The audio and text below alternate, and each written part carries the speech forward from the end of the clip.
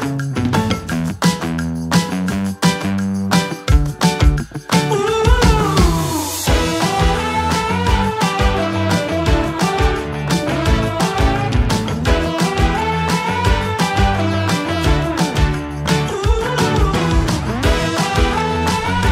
semuanya, apa kabar? Dan selamat datang di Autored Max. Sekarang kita cobain Honda HR-V baru.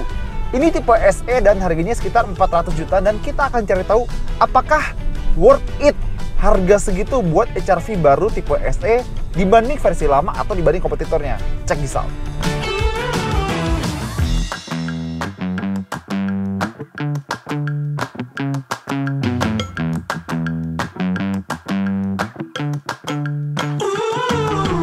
Oke, jadi yang seperti bisa kalian tebak, ini adalah HR-V-nya Ridwan. Kita baru ambil di Autonet Care Bintaro dan mobil ini udah dipasangin sama kaca film SolarGuard Black Phantom. Jadi adem kan? Oke, tapi kembali ke topik utama. Karena kita udah pernah ngebahas HR-V ini dari eksterior, interior, feature, dan mesin terutama. Kalian bisa tonton di sebelah situ kalau pengen in-depth soal bagian luar dan dalamnya. Sekarang kita fokus ke nyetirnya, gimana rasanya, gimana perbedaannya, dan nyobain Honda Sensing-nya. Pertama-tama ya, karena ini tipe SE, dia pakai mesin 1500 cc 4 silinder non turbo. Jadi cuma HR-V RS yang pakai turbo, ini dia nggak pakai turbo. Dan rasanya gimana? Kalau misalnya kalian pernah naik HR-V yang SE yang dulu atau HR-V 1500 cc yang lain, dia kurang lebih sama, tapi memang ada sekian refinement, sekian penyempurnaan dibandingkan dengan versi terdahulu. Jadi contohnya untuk respon mesinnya, respon gasnya, sekarang dia lebih baik. CVT-nya juga lebih baik karena dia buat akselerasi, dia tuh nggak buru-buru gear hunting gitu ya, meskipun nggak ada gear, tapi pokoknya lock up CVT-nya itu lebih cepat biarpun kita di mode D. Nah, ini sebenarnya agak lemotan karena kita di ikonnya kita matiin aja ya. Nah, ikon off, kita coba sekarang di 60 km/jam, 1500 rpm, gas 70, 80. Bagus kok, bagus. Dan CVT-nya tuh bener-bener didesain efisien. Karena ini sekarang kita di 80 km/jam, RPM cuma 1500. Cocok nih buat di tol. Terutama karena dia pakai CVT ya. Emang nggak ada pergantian gigi, jadi emang halus. Dari dulu HR-V kan pakai CVT. Kalau nggak CVT ya manual. Dan untuk setirnya, gue sukanya setir-setir Honda itu dia responnya tuh biasanya cepat nih. Kita belokin dikit-dikit gini aja, kita udah bisa ngerasain kalau mobil itu udah mulai aktif berbelok gitu ya. Nah, sekarang di depan ada belokan tajam ke kanan, kita coba aja. Body roll ada, tapi nggak gila-gilaan. Body masih terkontrol.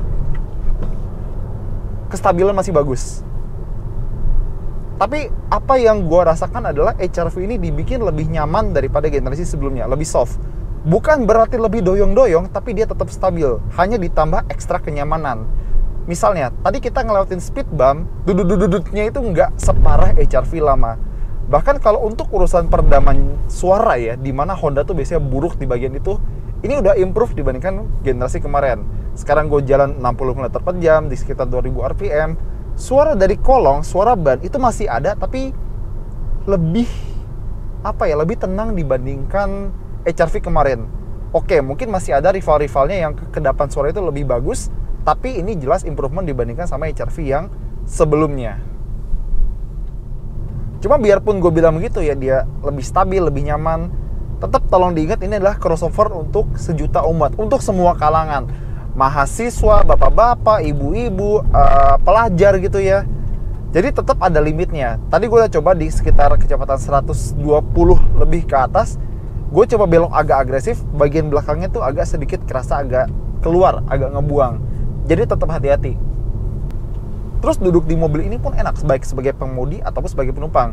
Terutama buat pengemudi, karena dia adalah sebuah crossover, sebenarnya posisi duduknya itu tidak se-sporty Honda-Honda lainnya, tapi masih ada feel sportinya. Jadi gini, karena ini adalah sebuah crossover nih ya, dia posisi duduknya dibuat agak tinggian dibandingkan sama sedan-sedan Honda. Misalnya Civic RS. Civic RS itu posisi nyetirnya sporty banget, enak banget, berasa sedan sport. Ini joknya udah gua atur di posisi terendah, lagi-lagi joknya manual, ini udah nggak bisa turun lagi. Terus setirnya untungnya juga bisa tilt teleskopik, tapi serendah-rendahnya posisi duduk kita masih bisa ngelihat bagian atas dashboardnya. Mungkin ya tidak ngejar rasa sport seperti sports car ya, tapi ada rasa-rasa commanding, ada rasa-rasa duduk tinggi dari mobil-mobil lain, sedikit ngasih rasa kesan gagah. Seperti itu. Bahkan buat ngelihat pun ini masih enak. Ngelihat ke depan tuh bagus, pilar A-nya nggak tebal-tebal amat, terus kacanya juga bagus ya. Bahkan ngelihat ke belakang itu juga enak. Kacanya nggak terlalu landai dan spion tengahnya juga gede. Cuma mungkin ya beberapa hal yang mungkin bisa diimprove dari mobil ini adalah gue baru nyadar bahwa di bagasinya itu tidak ada cover buat melindungi barang bawaan kita dari mata-mata nakal gitu ya. Jadi apapun yang kita bawa di belakang, kalau misalnya lagi parkir gitu, semua yang ada di bagasi itu bisa diintip sama orang lain kalau kita nggak pakai kaca film. Makanya pakai kaca film selargat Black Phantom. Sama mungkin ini juga yang jadi momok sebagian besar orang ya, penutup panoramic roof di belakangnya. Karena modelnya tuh kayak puzzle gitu ya. Ya oke lah bisa dibuka tutup dengan gampang, udah ada sarungnya buat di bagasi. Tapi gue takutnya setelah sekian tahun, mungkin penutup kayak gitu bakal rattle ke depannya. Mungkin gue lebih prefer begini aja ya, karena biarpun manual, ya paling nggak ini lebih solid gitu daripada penutup ala terpal warung yang ada di belakang gitu. Ya kita lihat aja 5 tahun ke depan ya. Dan yang namanya Honda nih ya, pasti harus punya kelebihan di nilai sportiness-nya. Dan dengan bangga gue menyampaikan, mobil ini masih kerasa sporty sebagaimana sebuah Honda seharusnya. Oke, ada body roll sedikit, tapi untungnya mobil ini tidak se-harsh atau sekasar yang lama. Masih stabil, cuma ditambah rasa-rasa nyamannya, biar kalaupun kita pengen dalam tanda kutip ugal pakai mobil ini, kita nggak ngerasa kayak kita tuh bener-bener dikasih suara berisik kayak nggak ada peredam atau apa. Kita bisa ugal dengan tetap halus dan nyaman. Seperti itu nih, body rollnya dikit, tapi mobilnya masih nurut. Dan dia juga pakai ban Bridgestone Alenza ya. Bagus. Dia improve dari yang lama. Maksudnya dari segi peredaman, kekedapan kabin, kenyamanan. Tapi rasa-rasa Hondanya itu masih dipertahankan. Baik dari respon pedal gas, respon mesin, sportiness, handling, itu masih ada. Masih ada darah Hondanya, kalau boleh gue bilang gitu ya. Nah, satu hal bagus lagi yang gue hargai saat Honda bikin HR-V generasi ketiga ini adalah hadirnya Honda Sensing sebagai standar di seluruh varian. Sebagai contoh, BMW X1 aja belum tentu ada sistem safety seperti itu. Mercedes GLA, GLB juga belum tentu. Jadi sebuah pleasure ya, mobil-mobil kayak Honda dan Toyota bisa ngasih fitur keselamatan aktif seperti Honda Sensing seperti ini ya. Dan kita pengen tes, pertama-tama kita mau coba LKAS ya, Lane Keeping Assist System. Nah, udah bisa tuh. Nah, ada warning, tapi setirnya juga tetap bisa belok sendiri tuh. Dia baru aktif si LKAS ini di atas kecepatan 70 km/jam. Nah, sekarang kita mau coba putar balik ya. Dan gue lupa bilang kalau mobil ini masih punya radius putar yang bagus ya. Jadi beloknya tuh patah banget. Buat sekedar muter balik di apartemen atau perkantoran atau mall mah kecil. Dan dia juga punya Honda Lane Watch untuk kamera sebelah kiri. Jadi kalau kita send sebelah kiri, ada pemandangan bukan pemandangan ya, gambar di head unit kondisi sebelah kiri belakang kita kayak gimana. Atau kalau nggak mau nge-send, ada tombol yang bisa kita tekan di tuasen ya. Tinggal tekan aja, tuh bisa tampil juga. Dan dia juga udah punya adaptive cruise control dengan low speed follow, alias bisa dipakai macet-macetan. Di depan ada mobil kamera, gua set cruise control di kecepatan 70, tapi mobil depan itu jalannya cuma sekitar 50-an. Dan mobil ini ngikutin jarak mobil depan.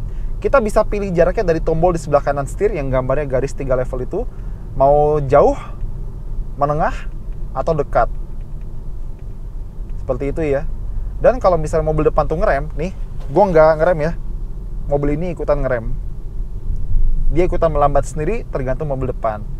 Mobil depan ngerem, gue ngerem. Mobil depan melaju, kita ikut melaju. Tuh. Bisa sampai berhenti dan gue nggak perlu ngerem sama sekali. Kalian jangan tiru apa yang gue lakukan. Ini cuma buat demonstrasi aja. Tuh. Hah? Nambah speednya tuh halus. Kayak apa ya? Halusnya tuh kayak, kalau boleh gue bilang kayak mobil listrik sih.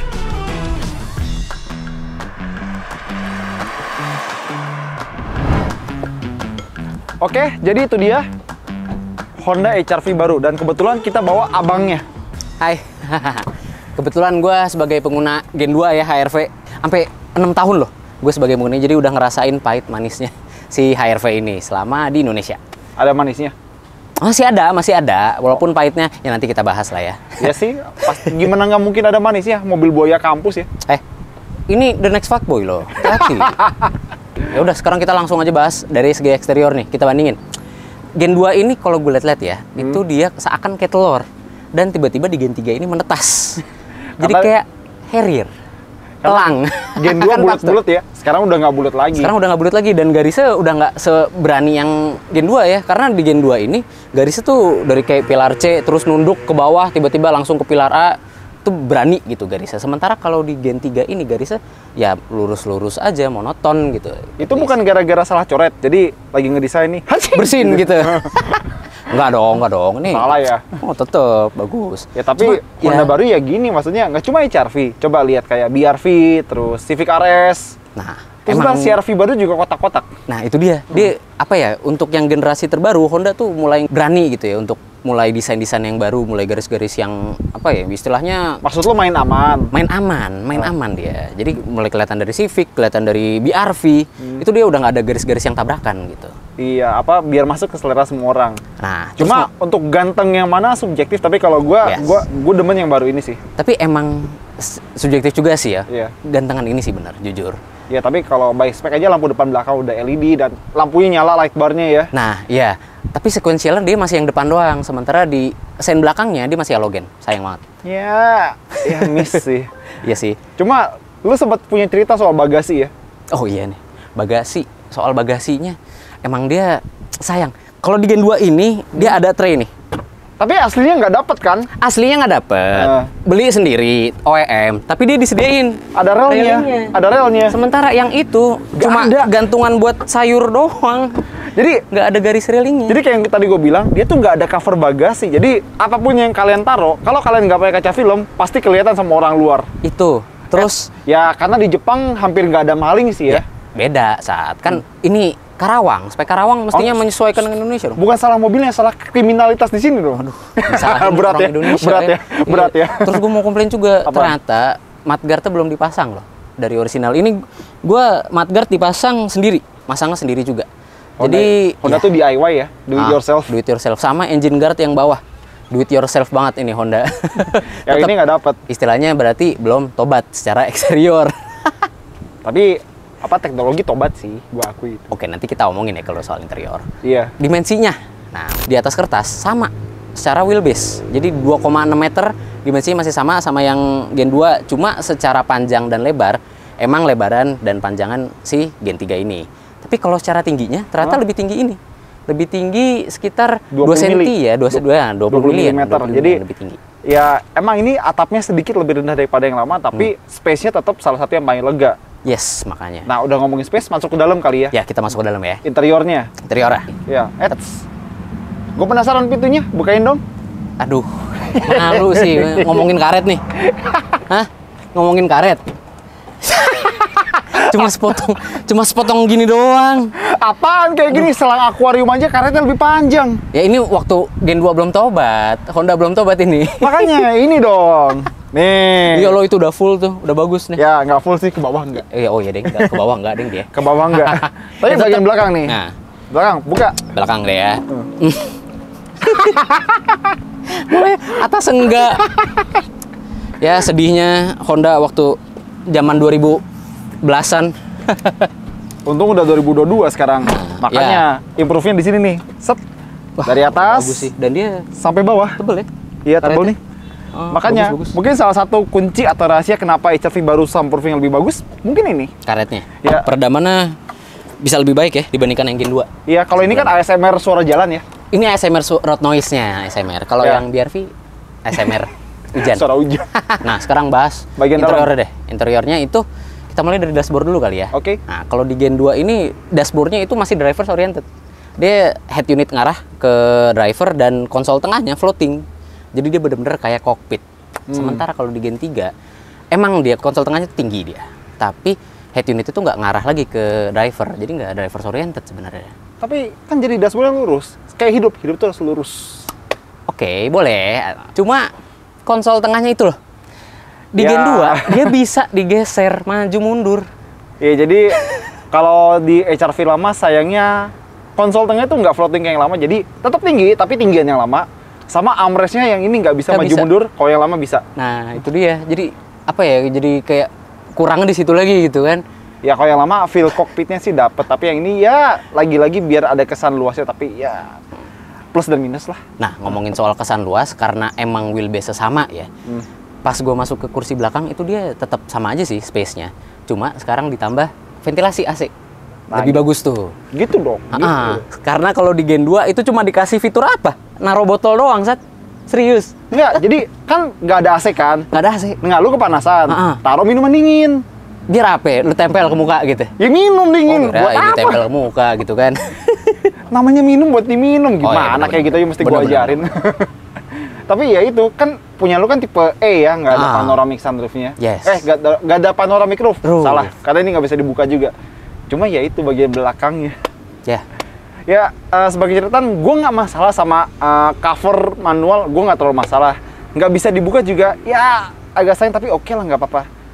Atap belakangnya, cara bukanya itu kayak puzzle atau terpal warung. Tapi itu quirky loh. Maksudnya kayak di Jepang pun sama kan. Kayak lu lepas, terus lu taruh di belakang. Sama kayak Jeep Renegade tuh. Terus sama kayak apa lagi? Jeep Wrangler ya kan. Nggak Quirky sekalian gitu. lu samain sama Aventador Roadster. Alah, kejauhan bang. Kejauhan. Ini kita samain nama SUV aja. Ya, tapi masalahnya kan ini mobil sejuta umat.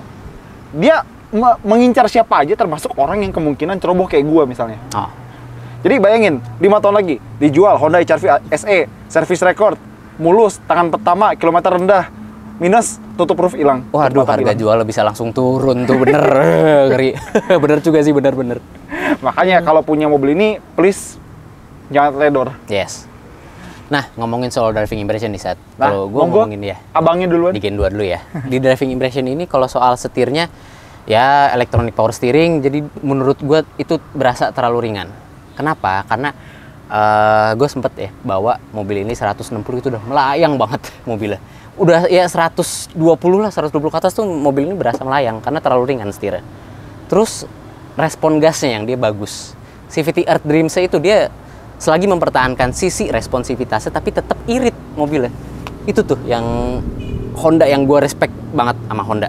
Bagus soal respon gas tapi dia bisa mempertahankan irit dari mesin 1500 cc-nya. Iya sih, Beat juga irit. Itu beda, Pak. Itu Honda yang pakai sayap. Kalau ini sayap? Honda tegak, Pak. Oh, salah beda, ya? salah. Nah, Beda. kalau pengeremannya itu dia sayangnya di Honda ini tuh dia agak kurang bisa ditakar. Kenapa? Karena jarak pengeremannya ya. Pedal remnya itu deket banget. Jadi saat ngerem dan kita nginjek rem itu dia berasa ngagetin gitu rasanya. Jadi nggak kurang bisa ditakar lah istilahnya. Kalau di Gen 3 gimana? Gen 3, intinya yang bagus-bagus dipertahanin, yang kurang diimprove. Jadi setir tetap bagus, tetap akurat. Ya enteng sih EPS, gue nggak bisa expect banyak. Tapi respon gas tetap bagus, CVT juga bagus, improve dari yang lama. Tapi remnya beda. Kenapa tuh? Ya meskipun gini ya, kalau kita pertama kali injek kayak 1 senti pertama tuh kayak kerasa nggak ngerem, tapi begitu kita lebih dalam, ternyata dia travelnya lebih panjang, jadi kita lebih bisa nakar, harus nginjek seberapa buat ngerem seberapa kuat. Tapi ya mungkin nggak se-Mazda atau se-mobil Jerman, tapi ini tetap improve daripada yang lama. Nah, jadi lebih baik ya pengeremannya ya. Iya, jadi Karena bisa ditakar. itu tadi yang bagus dipertahanin, yang kurang diimprove di sini. Bagus. Soal bantingannya nih. Kalau di Gen 2 ini bantingannya itu menurut gua empuk sih, tapi dalam kadar empuk crossover. Dimana dia walaupun belok tetap kenceng, limbungnya berasa, tapi nggak yang limbung banget, yang sampai bodinya ke kiri belok ke kanan gitu, nggak sampai yang segitunya kok. Cuma tetap berasanya empuk. Itu. Kalau di Gen 3 gimana? Ntar dulu, kalau jalan kasar gimana? Kalau jalan kasar ya main sih, travelnya lumayan main, tapi tetap sakit sih karena ini kakinya udah kena, steering rack juga udah kena, Pak. Mobil baru 6 tahun, sedih. Lah mobil gue 8 tahun steering rack juga kena. Itu 8 tahun, ini udah baru 6 tahun udah kena steering rack. Iya.